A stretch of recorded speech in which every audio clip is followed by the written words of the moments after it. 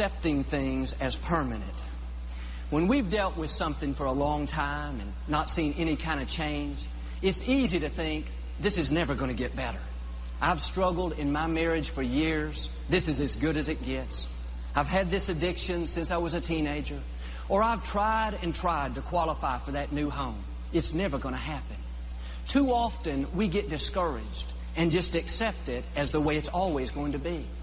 I have people tell me, Joel, I've always been negative. That's just who I am. I've always had this sickness. I'm just learning to live with it.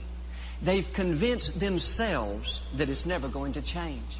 In their mind, they've allowed a stronghold to form. Now, really, it's their own thinking that's holding them back. Because the problem is, if we don't believe it's going to get any better, and we start accepting sickness as the norm, and we accept not having enough as the norm, we accept a lousy marriage as the norm, that's our faith at work, and it allows it to become the norm. If you believe it's permanent, then it's going to become permanent. If you believe it will never get better, then it won't. If you believe you've reached your limits, then you have. The problem is our own thinking. The moment we accept it and allow the stronghold to take root, we've lost the battle. But here's the key. You have to view everything negative in your life, every obstacle, every limitation, every sickness, every problem, view it as only temporary. It is not going to last forever. That sickness is just a season. It is not going to keep you from your destiny. You may have had it for 20 years. The doctor's telling you just learn to live with it. But in your mind, you cannot allow it to become permanent. Every day you need to say, Father, thank you that this too shall pass. Sickness cannot live in my body. It's on foreign territory. It is only temporary. You have to stand against the lie of permanency. Maybe in your career, you feel like you're stuck. You haven't had a promotion in a long time. Business is kind of low. That thought will come to your mind, I've done pretty well. I've done good enough. This is okay. No, you have to have the attitude, I am not settling here. I know I have more in me. I'm going to accomplish every dream. I'm going to reach every goal. I know it's just a matter of time before those new doors begin to open up. If you have to stand in faith your whole lifetime, you should never accept mediocrity in your marriage, in your career, in your finances, in your health, in your family. Don't allow those strongholds to take root. It is only temporary. And it'll help you to stay in faith if you'll recognize God is working in your life right now. You may not see anything happening, but that doesn't mean God is not working. It says in Philippians 2:13, God is constantly at work in those who believe. That means because you're a believer right now, God is working. Not next week, not next month. Right now, God is arranging things in your favor. Right now, God is lining up the right people. Right now, health and healing is flowing through your body. Right now, God's protecting your children. Right now, God's fighting your battles for you. As long as you're believing, God is working. That's why it's so important to live in an attitude of faith and expectancy. It allows God to continue to work. But all through the day, these thoughts will bombard our mind saying, it's not going to change. Nothing is happening. Your health is not improving. Your child is not doing better. You're never going to get married. You might as well accept it. That is the forces of darkness trying to keep you right where you are. You may not see anything happening. In the natural, it may look the same week after week, month after month, even year after year. But you've got to have the attitude, I am not moved by what I see. I'm moved by what I know. And I know because I'm a believer, right now, God is working in my finances. Right now, God's working in my children. Right now, God's working in my health. When you believe, you activate God's power. But if we don't guard our minds and constantly cast down these wrong thoughts, then over time we'll get worn down and eventually we'll give in. Well, Joel, I'd love to believe what you're saying, but you don't know my situation. I don't see how it could ever change. It's been this way so long. No, when you dwell on thoughts like that, you are tying the hands of Almighty God. If you could see behind the scenes right now, you would see God arranging things in your favor. lining up your vindication, planning your breakthrough. But all of a sudden, God says to the angels, hold on, everybody. We've got to take a break. We've got to put this project on hold. One of the angels says, why, God? Why can't we finish? Why can't we give them the victory? Why can't we turn it around? God says we have to stop because they quit believing. They're not releasing their faith anymore. If they're not activating my power, I can't continue to work. I don't know about you, but I need all the help I can get. I need God to fight my battles for me. I need His favor, His wisdom, His strength. Let's make up our minds. We're going to be believers and not doubters. And it may be taking a long time, but remember this promise. God will finish what He started. That tells me we don't have to live life upset, stressed, wondering if it's ever going to change. Is it ever going to get any better? No, we can stay at peace, knowing at the exact right time, in due season, it is going to come to pass. And I know some of you have had these same challenges for a long, long time. In the natural, it doesn't seem like it's ever going to get better. But God is saying it is not permanent. It is not going to last forever. Your day of victory is on its way. Because you're a believer, things are changing in your favor. God is working behind the scenes, and it's just a matter of time before you see new doors begin to open. Divine connections are coming your way. Restoration, vindication, promotion, health, and healing. Now is not the time to give up. Now's not the time to get discouraged. Think, oh man, it's not going to happen for me. No, now more than ever is the time to dig your heels in, stay in faith, knowing that your time is coming. I think about the Israelites. They had been in slavery year after year. They were very mistreated, taken advantage of. It was unfair. But one day God supernaturally brought them out. And after much traveling, they finally made it to the promised land. They were camped right next door. God promised them the victory. All they had to do was fight for the land. They were so close, they could taste it. Their dream was about to come to pass. Moses sent some men in to spy out the land. They came back and said, Moses, we'll never defeat these people. They're so much stronger, so much more powerful than us. We don't have a chance. That negative report spread like wildfire throughout the rest of the camp. The people got discouraged. They started complaining, saying, Moses, why did you bring us out here in the desert to die? Why can't we just go back to being slaves? Do you know those people, even though they were camped next door, they never made it into the promised land. They wandered around in the wilderness for over 40 years. What's my point? It became permanent because of their own wrong thinking. It was never God's intention for them to stay in mediocrity. God never planned for them to wander around defeated, constantly struggling, constantly in lack.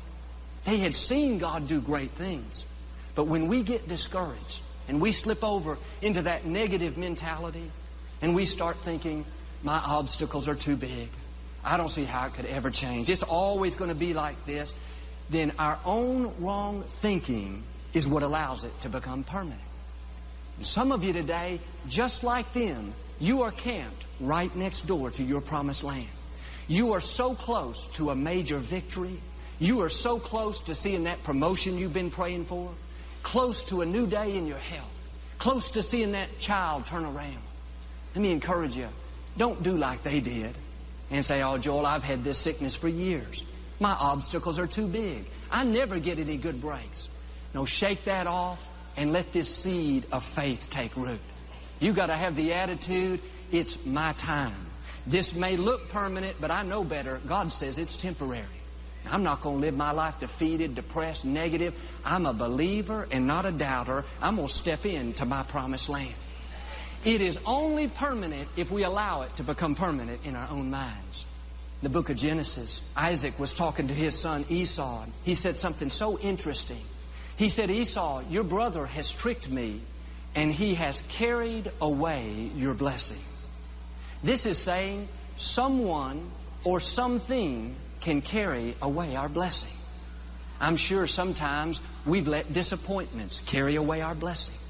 Sometimes we let discouragement carry away a blessing. No doubt at times we've all let other people steal our blessings. I don't know about you, but this does something to me on the inside. It makes me more determined than ever that I am going to stand in faith and not allow anyone or anything to carry away my blessings. And some of you today, you need to go back and get your blessings. And that's a great thing about God. It's never too late. You can reclaim lost blessings. Maybe you didn't go into the promised land the first time you were camped next door. Your attitude needs to be, I'm going to go in the next time. No person is going to talk me out of my victory. No obstacle is going to defeat me. No sickness is going to hold me back. No disappointment is going to discourage me. What I lost in the past, I know God can make up in the future, so I'm going into that reclaiming mode. You need to reclaim every lost opportunity. Reclaim every blessing you let pass by. Reclaim every promotion that should have been yours. Reclaim the victory that people tried to talk you out of. If you'll rise up in faith, it is never too late. Somebody may have carried away a blessing, but this is a new day, and God is saying you can still live a life of victory. You can still accomplish every dream. You can still overcome that addiction. You can still be happy in your marriage. You can still live a blessed, prosperous life. It is never too late to become all that God's created you to be. I think about how when Jesus prayed for people, often He would ask how long they had been that way. He said to the man at the pool of Bethesda, "How long have you been laying here?" The man answered, 38 years. He asked a woman that was all bent over, "How long you been this way?" She said, 18 years. These parents brought their grown son to Jesus. He was blind. Jesus said, "How long has he not been able to see?" They said, "Since he was born." Why was Jesus so interested in the length of time? Why didn't He just heal him and go on to the next one? It's because He wanted to show us how nothing is permanent. He wanted it to be forever recorded so we would always know it is never too late. It's interesting, at that pool, Jesus healed the man that had been there the longest. He didn't just randomly pick him out. No doubt there were hundreds of other sick people. Why did Jesus choose him? To make sure we understood that even if it's been 38 years, even if it looks like it's set in stone, it looks like it's never going to change, it's just impossible, God says, if you believe, all things are possible. And some of you today have faced things that have been there year after year, and you're just about to give up. You're just about to write it off. But God is saying, it's time to believe again. I can still bring that dream to pass. I can still restore your marriage. I can still heal your body. I can still bring the right person into your life. Don't stop believing. It's not over until God says it's over. You may have been praying about a situation for a year or 5 years, I don't know, 10 years. But as long as you're praying, God is working. As long as you're believing, God is working. I met a 90-year-old man in the lobbies a couple of weeks ago after the service. He had never been to church a day in his life. 90 years old, never set foot in a church. That morning, he had stood up and made a decision for Christ. His family was so excited. His wife was there, his children, his grandchildren. They told how they had been praying for their father for over 60 years. This wife had gone to church without him year after year, taking the children, being her best. She said, every time I pulled out of the driveway, headed to church, I said, "Father, thank you that one day my husband will be coming with me. One day he'll be serving you." Don't you know, she could have given up after a year, after 5 years, after 10 years, but she was bold enough to keep believing. She knew as long as she was believing, God was working. She knew this promise that God would finish what He started. She had big tears coming down her cheeks. She said, "Joel, today is the fulfillment of a dream coming to pass." Friends, it's not over until God says it's over. You may have been praying for a loved one for many years, but keep on praying. Your day of victory is on its way. You may have struggled with that addiction for a long, long time, but you keep resisting it. You keep being your best because your day of freedom is on its way. Or maybe you've had a dream in your heart. It's been so long and you've tried here and there, nothing's worked out. But if you will stay in faith and keep believing, Keep praying, keep hoping, keep being your best. God still has a way to bring it to pass. And the scripture says here in 2 Corinthians 4:18, the things that are seen are temporary, but the things that are unseen are eternal.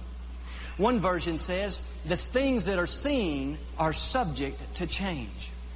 You may have situations that look permanent, looks like it's set in stone, but you have to remind yourself, everything you're facing is subject to change.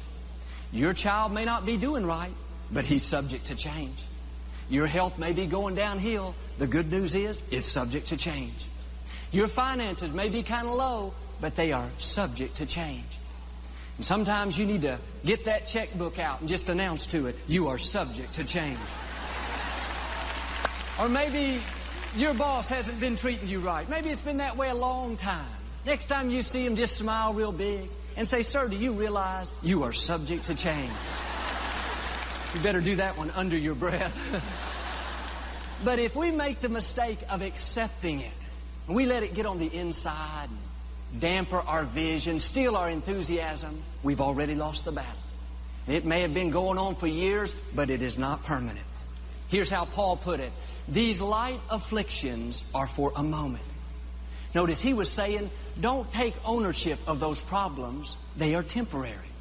It's amazing what he called light afflictions. Paul had been shipwrecked and spent nights on the open sea. He had been bitten by poisonous snakes, beaten with rods, thrown into prison, gone without food and shelter. His attitude was, it's no big deal. It's not going to keep me from my destiny. It's just a small detour, just a temporary delay. If you've been struggling with something a long time and you're tempted to get discouraged, you need to remind yourself you're not going to be staying there long. That is not your permanent address. You're just passing through. It's a light affliction. It is only for a moment. The problem is, many times we put our stakes down, so to speak. We get our tent out, move our furniture in, set up camp there. We don't see any way out. We're making plans to be there forever. But I'm asking you today, pull your stakes up, pack up your belongings, have the attitude, I am not a citizen of Mediocrityville. I do not reside permanently in poverty estates. I may be here temporarily, but this is not my final destination. I do not belong here. I am a foreigner. That's what Moses did. He had been in slavery all those years, but he never let slavery get on the inside. And back in those days, names had much more significance than our names today. Moses named one of his sons Gershom, which means I was an alien in a strange land. He was saying we were in slavery, but slavery was not the norm. That was not our permanent address. We were foreigners. Every time he saw his son said, hey, Gershom, he was reminding himself, we don't belong here. This slavery, this poverty, this defeat, this lack, this is not our normal state. I am an alien in a strange land. That's the attitude we have to have. When times get difficult, don't embrace it and allow it to become the norm. I hear people say things like, my arthritis is really acting up today. My depression is really bad. My anxiety attacks, my financial difficulties. No, don't take ownership of those problems. You may be there temporarily, but that is not your permanent home. You might say it like this. You are not a citizen of that difficulty. You don't fit in that environment. You are a foreigner in a strange land. When times get tough, it's good to announce to yourself, I won't be staying here long. I don't have citizenship here. I am not a citizen of fear. I'm not a citizen of poverty. I'm not a citizen of depression. I'm not a citizen of anxiety. I'm not a citizen of cancer. This disease is alien to me. It is not my normal state. This may be where I am, but it is certainly not who I am. I am blessed. I am prosperous. I am healthy. I am strong. Anything to the contrary, you need to view as foreign. It's only temporary. It is not your permanent address. This is what my father did. He was raised in extreme poverty. Looked like he would never make much out of his life. But my father was bold enough to believe that he was a foreigner in that land. His attitude was, I may be in poverty, but poverty is not in me. I am an alien to poverty. I am an alien to defeat. I don't have citizenship here. In other words, he didn't take ownership. He didn't see it as his normal state. And Daddy rose up out of that defeat and went on to do something great with his life. When my mother faced terminal cancer in 1981, this is what she did. She didn't sit back and accept it. Her attitude was, I may have cancer, but this is not my normal state. I don't belong here. I am a foreigner to cancer. It was never my cancer. She didn't take ownership of it. She didn't see it as permanent. She saw it as temporary. When times get difficult, you cannot take ownership of that problem. Don't embrace the trouble and let it get on the inside. If you do, it'll become a part of you. And that's what stops us from God's very best. And too many people today are living below their potential. And one reason is they've got all these limitations programmed into their mind. Things like, you're depressed because your mother was depressed. You'll never break that addiction. Your father has the same problem. You'll always be poor and defeated. Everybody in your family has been that way. But just because it's been that way a long time, just because that's all you saw modeled growing up, doesn't mean it's the way it's supposed to be. Could it be even right now you've accepted something, a limitation, an addiction, a sickness, a wrong mindset, when in fact, just like my father, you're a foreigner in that land. You may have settled there, but something on the inside is saying, I don't belong here. I don't fit in. I was made to rise higher. I was made to be free. I was made to live healthy. I was made to have good relationships. I was made to do something great with my life. You need to rise up and say, I am not settling here. I've been here long enough, but I don't fit in mediocrity. I don't fit in defeat. I don't fit in poverty. I don't fit in poor health. That's not who I really am. I am a foreigner to those things. That may be the way it's been in the past, but that's not the way it's going to be in the future. I'm packing up my goods and moving where I belong, to the land of victory, the land of more than enough, the land of health and wholeness, the land of blessing and favor. Well, you say, Joel, I don't see how that can happen. My obstacles are so big and I have so much coming against me. No, recognize in difficult times, human nature tends to exaggerate the negative. We get so focused on our problems, we make them bigger than they really are. And that's what happened to the Israelites heading toward the promised land. They said, Moses, we're never going to survive out here. We don't have anything to eat, nothing to drink. What are we going to do? Really, that was not true. God had provided them manna every day. He had given them water out of a rock. The fact is, they had not missed a single meal, but in their mind, it was so hard and they were so worried, they exaggerated their problems. When times get tough, you need to step back and get the proper view. You'll hear those thoughts saying, it's never going to change. But the fact is, it is going to change. Well, it's never going to get any better. No, can I give you some good news? It is going to get better. Well, it's been like this forever, Joel. No, most likely, it's just been like that for a season. Get a new perspective. Don't believe the never lies. They are exaggerations. I'll never get well. I'll never get out of debt. I'll never overcome this obstacle. No, those are exaggerated points of view. You've got to reprogram your thinking. I'm trying to put some new software in your computer today. This is the latest, greatest version available. It says every problem is temporary, that sickness is not permanent, that financial difficulty is not going to last forever. This too shall pass. God is supplying all of your needs. He's going to prosper you even in the desert. What was meant for your harm, God's going to use to your advantage. It may be taking a long time, but you don't know. You may be camped right next door to your promised land. And the good news is God will finish what He started. If you're going to exaggerate anything, exaggerate the goodness of God in your life. Magnify His promises. Recognize every adversity is only temporary. It may have been there for years, but it is not permanent. Let me tell you what is permanent. Psalm 30, verse 5. God's favor will last for a lifetime. Friends, challenges are temporary. Favor is permanent. David said, goodness and mercy will follow me, not a little while, not 6 days a week, all the days of my life. I want you to have a new attitude. Those problems didn't come to stay. Favor came to stay. That sickness is not going to last forever. Favor is going to last forever. That financial difficulty is not permanent. Favor is what's permanent.